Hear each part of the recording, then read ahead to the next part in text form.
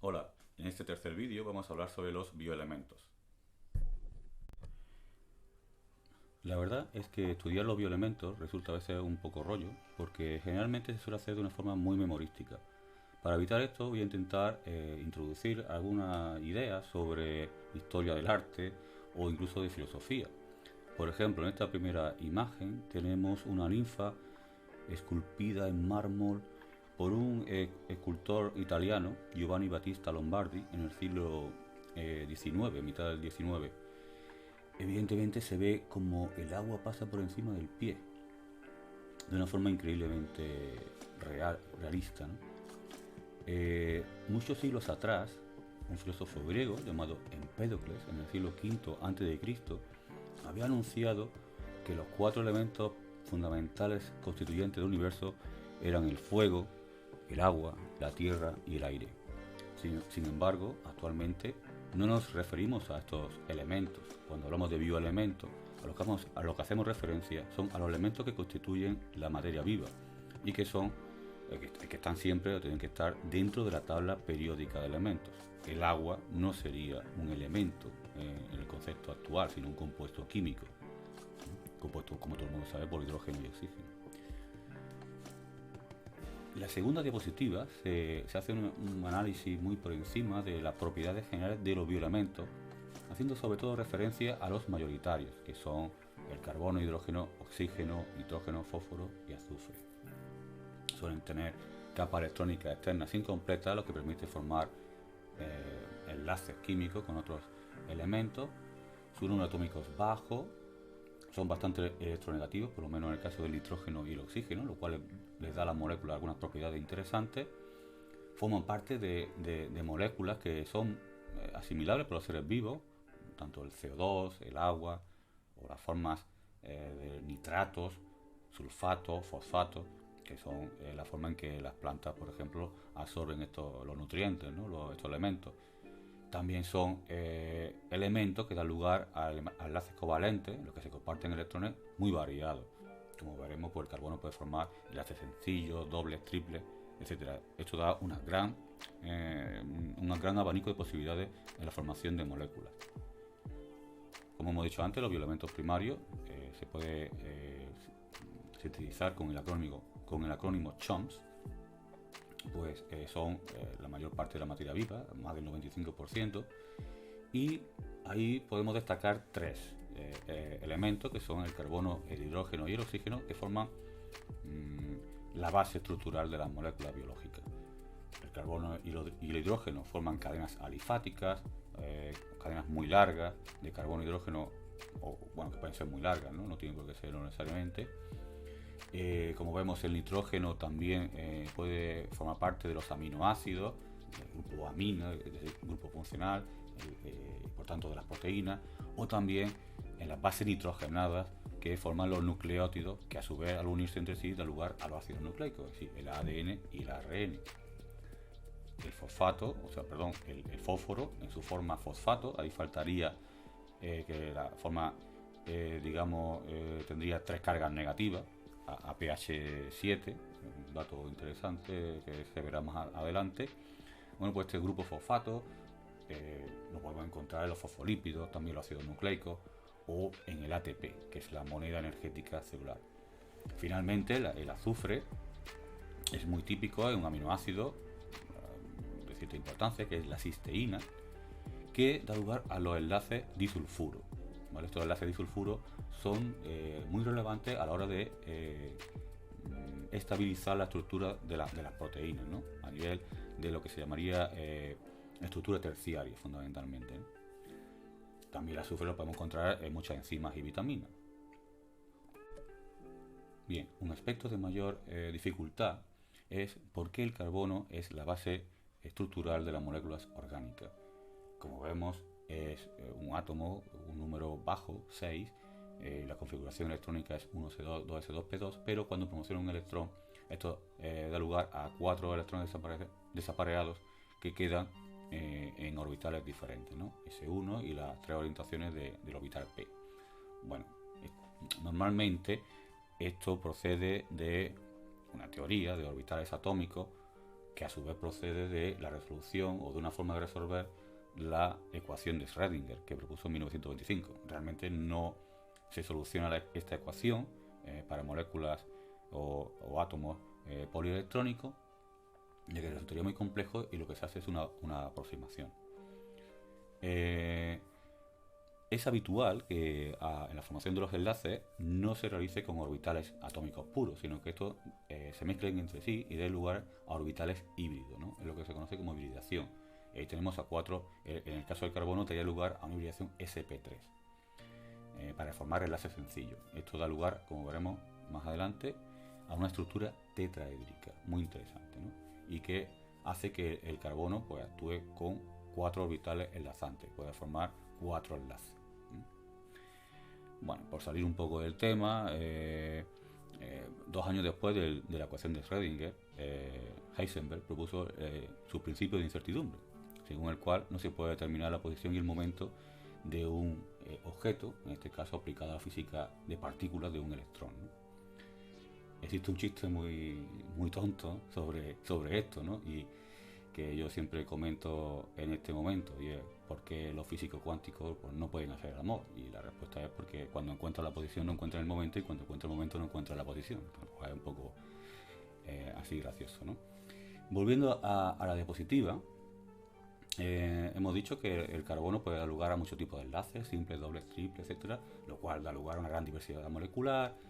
También esas moléculas pueden reaccionar químicamente, puede dar lugar a compuestos gaseosos y permite formar muchos grupos funcionales, ¿no? No vamos a entrar ahora mismo en todos esos aspectos, sino que me voy a centrar un poco en la imagen de hibridación sp3, ¿no? En el enlace simple. Como vemos ahí, esos orbitales híbridos darían lugar o se orientan en una figura tetraédrica que es muy estable, ¿no? Los enlaces serían 109,5 grados, eso es muy, digamos, secundario, pero es una figura interesante, como veremos a continuación. Si el enlace es doble, la hibridación es sp2 y la orientación es la de un triángulo equilátero, que parece también una figura con bastante fuerza. Y por último, si la hibridación es sp, o sea, para enlaces triples, la hibridación sería sp y sería lineal, ¿no? Formando un ángulo de 180 grados que no está dibujado. Veamos la hibridación sp3 históricamente. Bien, ahí lo tenemos. La pirámide de Egipto, las pirámides de Giza. Son pirámides, son tetraédricas y son uno de los edificios más estables a lo largo de la historia. Qué curiosidad. ¿Sabían los egipcios algo sobre el carbono? Probablemente no, o sí. Hay muchas teorías de estas conspiranoicas sobre las pirámides y sobre esos misterios, ¿no? No creo que supieran nada sobre hibridación sp3, pero es curioso. La pregunta que siempre surge en este momento también es ¿por qué el carbono es el elemento elegido y no el silicio? Que es muy parecido, solamente que un poquito mayor. Bien, esa pregunta queda en el aire. No siempre el silicio no está presente en los seres vivos. Ahí incluyo a la derecha las diatomeas, esas cajitas minúsculas hechas con detalle. Son silicatos, son cápsulas o tecas silíceas. Cuando estas diatomeas que viven en la superficie de las aguas caen muertas sobre el fondo, da lugar a la tierra de diatomeas que se puede utilizar como abrasivo industrial. Esta sílice es una especie de lija muy potente. Bien, la naturaleza también ha elegido el silicio en algunas estructuras. Los silicatos son unos minerales muy importantes. Y a la izquierda, el señor Francesco Queirolo, en 1752, elige el carbono con calcio, el carbonato cálcico, el mármol, y hace esta maravilla que es el desengaño, en la que se ve a un señor que intenta deshacerse de los pecados que representan la red. Una red hecha con mármol. Increíble. Qué detalle. En esta diapositiva lo que se aprecia son distintas moléculas, ¿no? Para que veamos algunos ejemplos y podamos recordar mejor cómo participan los elementos primarios en las moléculas. La primera es un ácido graso típico, el ácido palmítico, del aceite de palma, y vemos, ya podemos aprendernos un poco cómo va a ser la estructura de un ácido graso. Suelen ser cadenas alifáticas, es decir, cadenas largas de carbono e hidrógeno, CH2, CH2, CH2, que se repiten, y que terminan, o empiezan, mejor dicho, por un grupo carboxílico, ¿vale? COOH. Vale, eso sería la estructura de un ácido graso. Unos de otros se van a diferenciar por la longitud de esa cadena alifática, o si en medio de la estructura de esa cadena aparecen dobles enlaces, uno, dos o varios más, ¿no? Suelen ser los ácidos grasos típicos, los saturados o los insaturados, si llevan doble enlace. Abajo a la izquierda existiría la estructura, lo que se ve es la estructura de un aminoácido con un grupo amino que a pH 7 está protonado, es decir, lleva un protón y por tanto tiene carga positiva, y el grupo carboxilo, que a pH 7 estaría desprotonado, pierde un protón y por tanto tiene carga negativa. Eso es muy interesante porque esta molécula tiene ese doble componente, ¿no? Ácido base. Bien, luego tiene un carbono alfa, que es el central, un hidrógeno y una R que indica un radical. Un radical o cadena lateral que es la que va a variar. Hay 20 aminoácidos, pues 20 aminoácidos que se iban a diferenciar en esa R. Según la cadena que encaje ahí, pues así producirá el aminoácido. El más sencillo de todo es que esa R fuera un hidrógeno y sería el aminoácido glicina, que es el más pequeño de todos. Bien, vemos que ahí el carbono, hidrógeno y nitrógeno están formando parte de la molécula. A la derecha lo que tenemos es una proteína que está formada por muchos aminoácidos y vemos cómo distintos tipos de enlaces químicos van a estabilizar la estructura terciaria, es decir, la estructura que va a adquirir la proteína tridimensionalmente. Vemos que hay interacciones no polares, hidrofóbicas, ¿vale? Otras que son puentes disulfuro. Estos puentes disulfuro, como hemos dicho antes, son entre aminoácidos de cisteína, por lo tanto son de gran importancia. Los puentes de hidrógeno, que es uno de los enlaces más importantes dentro de la biología, por su relevancia en esta estabilización de moléculas. O las interacciones entre grupos polares, que son interacciones electrostáticas, ¿no? Hay grupos que están cargados positivamente y pueden interactuar con otros que están cargados negativamente.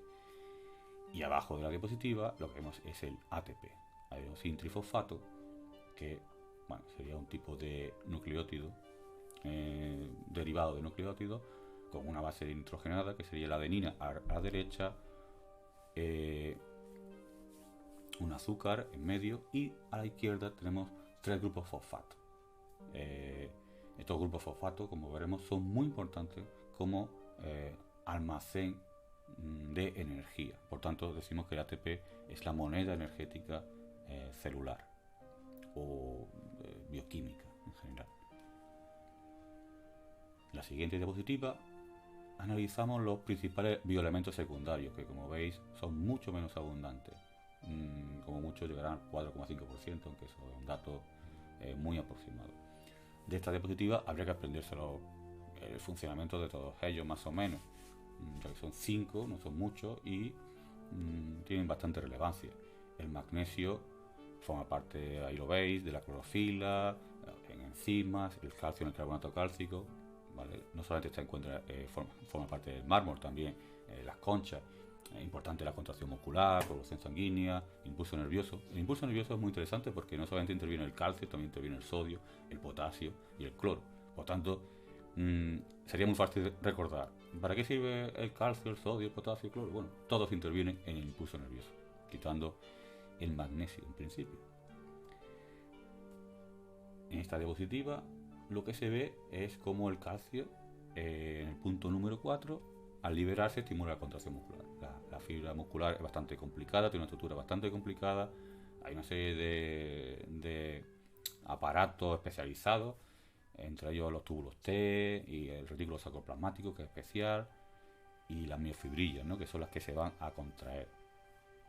Bueno, pues todo ese proceso sucede cuando el calcio se libera. Si no hay calcio, no hay contracción muscular. Aquí lo que vemos son dos estructuras muy parecidas, que son lo que se conoce como anillo tetrapirrólico, ¿no? Que procede de una protoporfirina. Bueno, en fin, a nivel bioquímico es un poco complicado. Lo que me interesa es que veáis que son anillos y que en medio lleva un átomo en la hemoglobina. Este grupo se llama grupo hemo y lleva hierro, y la clorofila, que no tiene un nombre así específico, se llama anillo tetrapirrólico, lleva en medio magnesio. Bien, el hierro no es un elemento, digamos, secundario, es un oligoelemento que veremos después, pero el magnesio sí. Bueno, pues estos dos grupos pues son parte importante de esta proteína, de la hemoglobina y de la clorofila, que forman un conjunto de proteínas llamadas cromoproteínas, ¿no? Porfirínicas, por la estructura que tienen. En esta otra diapositiva, que es un poco complicadita, es un poco de alto nivel, se ve ya una membrana plasmática, la del axón, y cómo se podría producir ese impulso nervioso. Aquí no se ve nada más que una serie de canales que permiten la entrada y salida de iones, porque el impulso nervioso, al fin y al cabo, se transmite por flujo de iones. Eso nos tiene que quedar claro, ¿vale? No hay un transporte eléctrico, como muchas veces se dice. No, el impulso nervioso es eléctrico. Bueno, no, más bien es un flujo iónico. Como tienen carga eléctrica neta, pues bueno, podría ser parecido, pero no exactamente igual. No es un flujo de electrones, como la electricidad, sino de iones, repito. Bueno, ahí tenemos canales para el sodio, potasio, unos son de escape, están más o menos abiertos, otros son regulados por voltaje, no voy a entrar mucho en ese detalle. Y bueno, la famosísima bomba de sodio-potasio que todas las células tienen, introduciendo introduciendo 3 átomos de...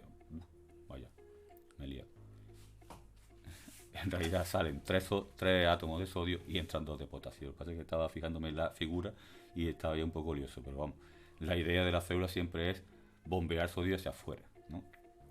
Bueno, y lo que aparece como aniones no difusibles, puede ser las proteínas incluso, que tienen carga negativa. También el cloro está implicado, pero es muy difícil encontrar diapositivas en las que representen el cloro. Bien, saliendo un poco otra vez del tema, tenemos esta increíble escultura de Bernini, ¿no? Gran escultor. El rastro de Proserpina, bueno, también se puede conocer como el rastro de Perséfone. Proserpina sería para mitología romana y Perséfone en griego. Plutón para la romana, que sería el raptor, y Hades, el señor de los infiernos en la mitología griega. Y abajo no se ve muy bien, pero ahí se ve un perrito, ¿vale? Ese es el cancerbero. A los que les gusta el fútbol ya sabrán que, bueno, el portero muchas veces se le llama cancerbero. El cancerbero es el perro que guardaba el infierno de Hades, el Hades, ¿no? Y en fin, esta escultura lo que tiene más llamativo es cómo Hades está cogiendo por el muslo a Perséfone y prácticamente da la sensación de que está metiendo los dedos en el muslo como si fuera real, ¿no? Y es mármol, duro como una piedra. A la derecha tenemos el mármol, carbonato cálcico, que realmente se formó naturalmente por metamorfismo y que luego pues, el señor Bernini lo transformó en una obra de arte imperecedera. El último de los grupos de los elementos químicos serían los oligoelementos, los que encontramos en muy pequeña cantidad, pero no hay que perder de vista que aunque sean en poca cantidad son muy importantes y pueden producir su carencia puede producir enfermedades importantes, ¿no? He puesto 5, podrían ser muchos más. Habría que aprendérselos todos. Bueno, por lo menos los 2 primeros. En fin, ya faltaría el yodo, que no lo he puesto, que forma parte de las hormonas tiroideas. Pero bueno, en fin. El manganeso que vemos arriba es un cofactor de una enzima muy interesante, ¿no? La enzima que hidroliza agua. Luego hay una imagen de esto. Esa enzima que hidroliza agua es de una importancia vital. Bien, el segundo es el hierro, que ya hemos visto que forma parte del grupo de la hemoglobina y sin la cual no se podía transportar el oxígeno, ¿vale? El cobalto participa en la síntesis de vitamina B12 y también otra enzima importante, la fijación del nitrógeno atmosférico, ¿vale? Eso es un poco más técnico. O el cobre, la homocianina, que es la molécula de transporte de oxígeno en invertebrados. Bueno, ahí no voy a meterme demasiado. Finalmente el zinc, quizá lo más conocido es que forma parte de la insulina. Ahí viene algún otro ejemplo. Esta diapositiva es muy compleja y representa la fase luminosa de la fotosíntesis que ocurre en la membrana de los tilacoides de los cloroplastos. Bueno, no hace falta aprendérselo todo esto, por lo menos no en primero de bachillerato, ni prácticamente en segundo de bachillerato tampoco, aunque hay que tener cierta idea sobre esto. Y aquí a la izquierda he puesto una flecha, lo que pone fotólisis del agua. Bueno, esto es una enzima ligada al fotosistema 2, que es donde se capta parte de la luz a una longitud de onda de 680 nanómetros, en fin, son muchos detalles. Bueno, pues aquí se rompe el agua. ¿Y por qué hace falta agua? Bueno, todos hemos estudiado de niños que las plantas absorben agua y salen minerales, ¿no? Bueno, pues el agua hace falta porque se tiene que romper. ¿Y para qué se tiene que romper? Bueno, esto es ya de un nivel importante. El agua es un dador de electrones. Como veremos, alguien tiene que dar electrones a las moléculas de clorofila que lo pierden cuando incide la luz sobre ellas, ¿no? En el fotosistema 2. Bien, pues esa es la clave de por qué hace falta agua en el caso de las plantas. Y la enzima que rompe ese agua con la luz, lo transforma en oxígeno y protones, requiere manganeso, ¿vale? Que es una de las sales que tendría que incorporar la planta para sobrevivir. Por eso las plantas necesitan agua y sales minerales, todo tiene sentido. Pasando olímpicamente de todas esas figuras, de todas esas moléculas y demás, si nos vamos a la derecha, al final vemos arriba más o menos que se forma ATP. Así que toda esa historia parafernalia de moléculas, electrones y demás, al final lo que lleva es a la producción de ATP. Por lo tanto, la fase luminosa produce ATP, que se podrá luego utilizar para otras cosas. Esa es la clave de todo. Y esto también es una diapositiva bastante de alto nivel sobre la formación de la insulina. Lógicamente, como es una proteína, se fabrica en el retículo endoplasmático rugoso, va a pasar por el aparato de Golgi y finalmente por una serie de gránulos va a salir por exocitosis. Hasta ahí todo muy bien. Hay una serie de detalles técnicos que podemos comentar, por ejemplo el péptido señal, que le permite incorporarse a la proteína que es sintetizada en esa bolita que se ve en el retículo rugoso, que son los ribosomas. Bueno, el péptido señal hace que la proteína pueda introducirse en el retículo endoplasmático rugoso. Luego se escinde mediante una peptidasa, se transforma en la preinsulina, que se vuelve a escindir una porción, que es el péptido C, y da lugar a la insulina final, que a su vez se une en una fase final. No tengo muy claro, parece que más bien entre el aparato de Golgi y los propios gránulos de secreción. Se le añade el zinc y forman hexámeros, que es la forma en la que se libera al exterior. Por tanto, el zinc es importante para esa liberación de insulina. Para terminar con una imagen relajante, aquí tenemos dos estatuas que se llaman estatuas veladas, ¿no? Por el aspecto que tiene el mármol de tela de un velo transparente, lo cual resulta prácticamente increíble, ¿no? Una es de Giovanni Strazza y la otra de Antonio Corradini. Este tipo de representaciones, como veis, son ya del siglo XVIII, XIX. Hay una capilla, que es la capilla de San Severo en Nápoles, donde se pueden ver muchos de estos ejemplos de estatuas veladas. Ojalá podamos ir pronto.